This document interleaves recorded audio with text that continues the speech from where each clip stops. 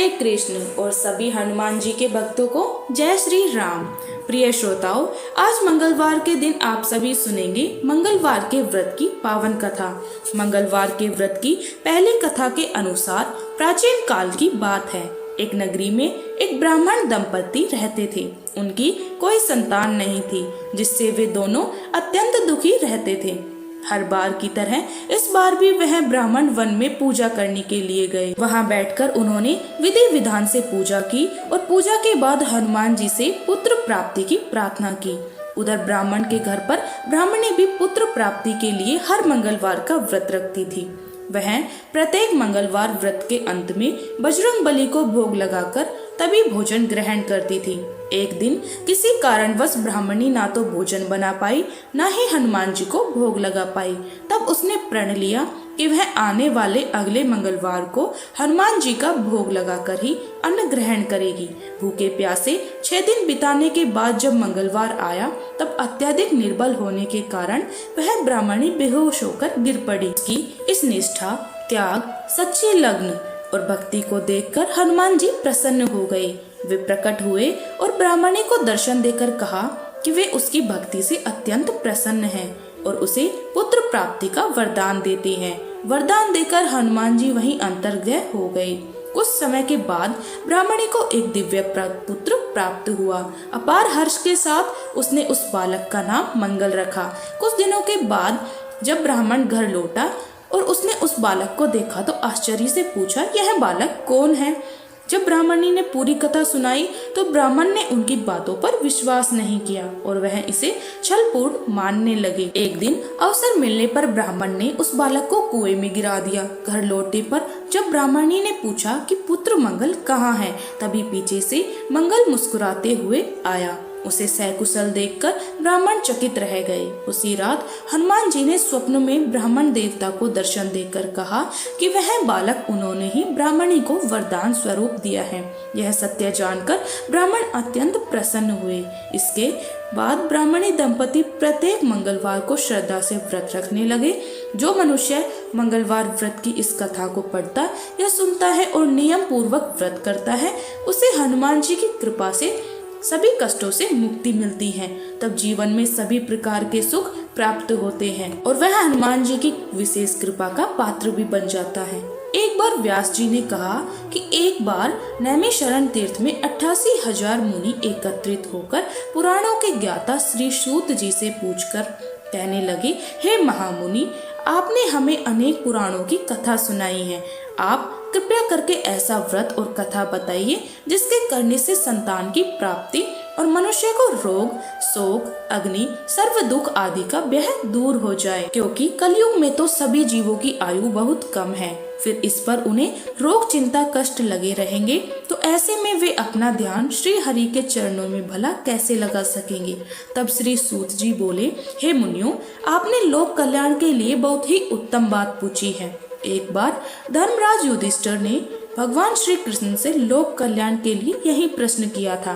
भगवान श्री कृष्ण और युधिष्ठिर के बीच जो वार्तालाप हुआ था, जो संवाद हुआ था, वह तुम्हारे सामने कहता हूँ, ध्यान देकर सुनो। एक समय पांडवों की सभा में श्री कृष्ण जी बैठे हुए थे। तब युधिष्ठिर महाराज ने भगवान श्री कृष्ण से प्रश्न किया, हे गोविंद, हे माधव, आपने मुझे अनेक कथाएं सुनाई हैं। आज आप कृपया करके ऐसा व्रत या कथा सुनाइए जिसके करने से मनुष्य को रोग, चिंता का भय दूर हो और उसे पुत्र की प्राप्ति हो। हे प्रभु, बिना पुत्र के जीवन व्यर्थ है। पुत्र के बिना मनुष्य नरकगामी होता है।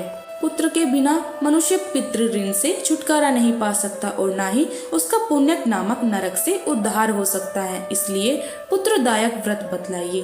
तब भगवान श्री कृष्ण इस प्रकार बोले, हे राजन, मैं एक प्राचीन इतिहास सुनाता हूँ, आप उसे ध्यान पूर्वक सुनो। कुंडलपुर नामक एक नगर था। उसमें नंदा नामक एक ब्राह्मण रहा करता था। भगवान की कृपा से उसके पास सब कुछ था, फिर भी वह बहुत दुखी था। इसका कारण यह था कि ब्राह्मणी की पत्नी सुनंदा की कोई संतान नहीं थी। सुनंदा पतिव्रता थी, भक्ति पूर्वक श्री हनुमान जी की आराधना किया करती थी। मंगलवार के दिन व्रत करके अंत में भोजन बनाकर हनुमान जी को भोग लगाने के बाद स्वयं भोजन करती थी। एक बार मंगलवार के दिन वह ब्राह्मणी घर के काम की अधिकता के कारण हनुमान जी को भोग न लगा सकी, तो उसे इस बात का बहुत दुख हुआ। उसने कुछ भी नहीं खाया और मन में प्रतिज्ञा की कि अब तो अगले मंगलवार को ही हनुमान जी को भोग लगाकर मैं अन्न और जल ग्रहण करूंगी। ब्राह्मणी सुनंदा प्रतिदिन भोजन बनाती, श्रद्धा पूर्वक पति को खिलाती, किंतु खुद भोजन नहीं करती और मन ही मन श्री हनुमान जी की आराधना किया करती थी। इसी प्रकार 6 दिन गुजर गए और ब्राह्मणी सुनंदा अपने निश्चय के अनुसार भूखी प्यासी निरहार रही। अगले मंगलवार को ब्राह्मणी सुनंदा प्रातःकाल ही मूर्छित होकर गिर पड़ी। ब्राह्मणी सुनंदा की इस असीम भक्ति के प्रभाव से बजरंगबली हनुमान जी बहुत प्रसन्न हुए और प्रकट होकर बोले, सुनंदा, मैं तेरी भक्ति से बहुत प्रसन्न हूँ, तू उठ और कोई वर मांग। सुनंदा ने अपने आराध्य देव श्री हनुमान जी को देखकर आनंद की अधिकता से विवल होकर श्री हनुमान जी के चरणों में गिरकर बोली, प्रभु, मेरी कोई संतान नहीं है, कृपा करके मुझे संतान प्राप्ति का आशीर्वाद दे दीजिए तो आपकी अति कृपा होगी। तब बजरंगबली जी बोले, तेरी इच्छा अवश्य पूर्ण होगी, तुझे कन्या पैदा होगी, उसके अष्टांग प्रतिदिन सोना दिया करेंगे। ऐसा कहकर बजरंगबली हनुमान जी अंतर्ध्याय हो गए। अब तो सुनंदा बहुत प्रसन्न हुई और सभी समाचार अपने पति से कह सुनाया। ब्राह्मण देव कन्या का वरदान सुनकर कुछ दुखी हुए, किंतु सोना मिलने की बात सुनी तो बहुत प्रसन्न हो गए। सोचा कि ऐसी कन्या के साथ तो मेरी निर्धनता भी दूर हो जाएगी। अब बजरंगबली की कृपा से वह ब्राह्मणी जल्दी ही गर्भवती हुई और 10वें महीने में उसे बहुत ही सुंदर पुत्री पैदा हुई। वह पुत्री अपने पिता के घर में ठीक उसी तरह से बढ़ने लगी जिस प्रकार शुक्ल पक्ष का चंद्रमा बढ़ता है। 10वें दिन ब्राह्मण ने उस बालिका का नामकरण संस्कार कराया। उसके कुल पुरोहित ने उस बालिका का नाम रत्नावली रखा, क्योंकि यह कन्या सोना प्रदान किया करती थी। इस कन्या ने पूर्व जन्म में बड़े ही विधान से मंगल देव का व्रत किया था। रत्नावली का अष्टांग बहुत सा सोना देता था। उस सोने से नंदा ब्राह्मण बहुत जल्दी धनवान हो गया। अब उनके पास बहुत सारा धन था, जिस कारण वह ब्राह्मणी थी अभिमान करने लगी।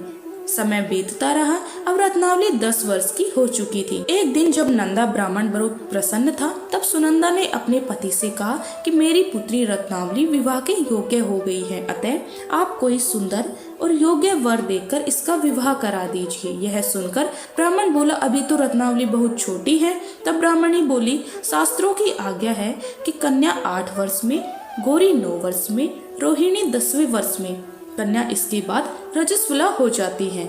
गौरी के दान से पाताल लोक की प्राप्ति होती है, रोहिणी के दान से वैकुंठ लोक की प्राप्ति होती है, कन्या के दान से इंद्र लोक में सुखों की प्राप्ति होती है। अगर हे पतिदेव रजस्वला का दान किया जाता है तो घोर नरक की प्राप्ति होती है। इस पर वह ब्राह्मण बोला कि अभी तो रत्नावली मात्र 10 वर्ष की ही है, मैंने तो 16-16 साल की कन्याओं का विवाह कराया है, अभी जल्दी क्या है। तब ब्राह्मणी सुनंदा कहने लगी, लगता है आपको बहुत अधिक लोभ हो गया है। शास्त्रों में कहा गया है कि माता पिता और बड़ा भाई रजस्वला कन्या को देखते हैं तो वह अवश्य ही नरकगामी होते हैं। तब ब्राह्मण बोला, अच्छी बात है, कल मैं अवश्य ही योग्य वर की तलाश में अपना दूत भेजूंगा। दूसरे दिन ब्राह्मण ने अपने दूत को बुलाया और आज्ञा दी कि जैसी सुंदर मेरी कन्या है वैसा ही सुंदर वर उसके लिए तलाश करो। अब वह दूत अपने स्वामी की आज्ञा पाकर निकल पड़ा। पंपाई नगर में उसने एक सुंदर लड़के को देखा। यह बालक एक ब्राह्मण परिवार का बहुत गुणवान पुत्र था। इसका नाम था सोमेश्वर। दूत ने इस सुंदर और गुणवान ब्राह्मण पुत्र के बारे में अपने स्वामी को पूरा परिचय दिया। ब्राह्मण नंदा को भी सोमेश्वर अच्छा लगा और फिर शुभ मुहूर्त में विधि पूर्वक कन्यादान करके ब्राह्मणी और ब्राह्मण संतुष्ट हो गए। परंतु ब्राह्मण के मन में तो लोभ समाया हुआ था। उसने कन्यादान तो कर दिया था, लेकिन वह बहुत ज्यादा बेचैन था। उसने सोचा कि रत्नावली तो अब चली जाएगी और मुझे उससे जो सोना मिलता था वह अब नहीं मिलेगा। मेरे पास तो धन था, कुछ तो इसके विवाह में खर्च हो गया और जो बचा हुआ है वह भी कुछ दिनों में समाप्त हो जाएगा। मैंने तो इसका विवाह करके बहुत बड़ी भूल कर दी। अब कोई ऐसा उपाय हो कि रत्नावली मेरे घर में ही बनी रहे, अपने ससुराल ना जाए। लोभ रूपी राक्षस ब्राह्मण के मस्तिष्क पर छाता रहा। रात भर वह अपने बिस्तर पर बेचैनी से करवट बदलते रहता था और उसने एक बहुत ही क्रूर निर्णय लिया। उसने विचार किया कि जब रत्नावली को लेकर उसका पति सोमेश्वर अपने घर जाएगा तो वह रास्ते में छुपकर सोमेश्वर का वध कर डालेगा और अपनी लड़की को अपने घर ले आएगा, जिससे नियमित रूप से उसे सोना भी मिलता रहेगा और समाज का कोई भी मनुष्य उसे दोष भी नहीं दे सकेगा। प्रातः हुई तो नंदा और सुनंदा ने अपने जमाई तथा लड़की को बहुत सारा धन देकर विदा किया। सोमेश्वर अपनी पत्नी रत्नावली को लेकर ससुराल से अपने घर की तरफ चल दिया। ब्राह्मण नंदा महालोभ के वशीभूत होकर अपनी मति भ्रष्ट कर चुका था। पाप पुण्य का उसे कोई विचार नहीं रहा। अपने भयानक और क्रूर निर्णय को अंजाम देने के लिए उसने अपने दूत को मार्ग में अपने जमाई का वध करने के लिए भेज दिया था, ताकि रत्नावली से मिलने वाला सोना उसे हमेशा प्राप्त होता रहे, वह कभी निर्धन न हो सके। ब्राह्मण के दूत ने अपने स्वामी की आज्ञा का पालन करते हुए उसके जमाई सोमेश्वर का मार्ग में ही वध कर दिया। समाचार मिलने पर ब्राह्मण नंदा मार्ग में पहुंचा और रोती हुई कन्या पुत्री रत्नावली से कहा, हे पुत्री, मार्ग में लुटेरे ने तेरे पति का वध कर दिया है। भगवान की इच्छा के आगे किसी का कोई वश नहीं चलता। अब तू घर चल, वहाँ पर ही रहकर शेष जीवन बिताना। जो भाग्य में लिखा है वही होगा। अपने पति की अकाल मृत्यु से रत्नावली बहुत दुखी हुई।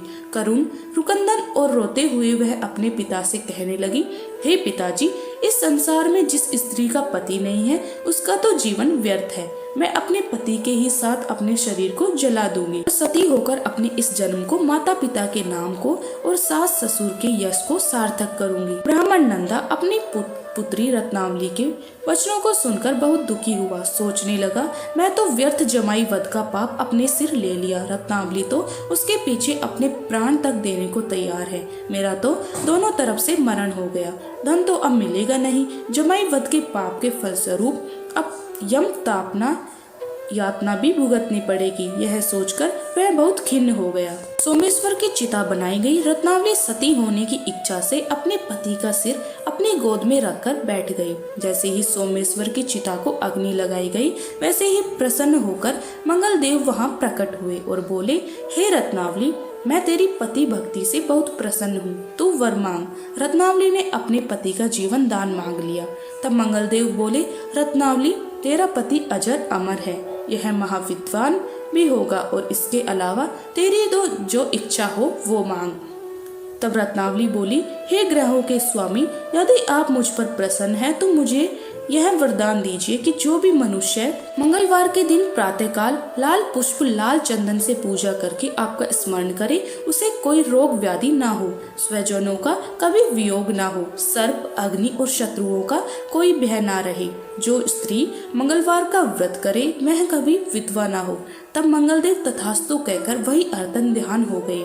सोमेश्वर मंगलदेव की कृपा से जीवित हो उठा। अब रत्नावली अपने पति को पुनः प्राप्त कर बहुत प्रसन्न हुई और मंगलदेव का व्रत वह प्रत्येक मंगलवार को करके व्रतराज और मंगलदेव की कृपा से इस लोक में सुख ऐश्वर्य को भोगते हुए अंत में अपने पिता के साथ स्वर्गलोक हो गई। इस प्रकार मंगलवार व्रत की पावन कथा समाप्त होती है। जो भक्त मन में इस कथा को सुनते और व्रत का पालन करते हैं, उन पर भगवान श्री राम और बजरंग बली हनुमान जी की विशेष कृपा होती है। उसके जीवन से सभी दुख बाधाएं और डर दूर हो जाते हैं। तो बोलिए मंगलदेव महाराज की जय। श्री ऋण मोचक मंगल स्त्रोत पाठ मंगलदेव को समर्पित है। इस स्त्रोत के पाठ से कर्ज से मुक्ति मिलती है, आर्थिक समस्याएं दूर होती हैं। इस स्त्रोत में मंगलदेव जी के सभी 21 नामों का वर्णन मिलता है। मंगलदेव का संबंध हनुमान जी से है और हनुमान जी सभी प्रकार की समस्याओं से छुटकारा दिलाने वाले देवता माने जाते हैं। ऋण मोचक मंगल स्त्रोत का पाठ जो भी मनुष्य करता है, उस पर मंगल भगवान प्रसन्न होकर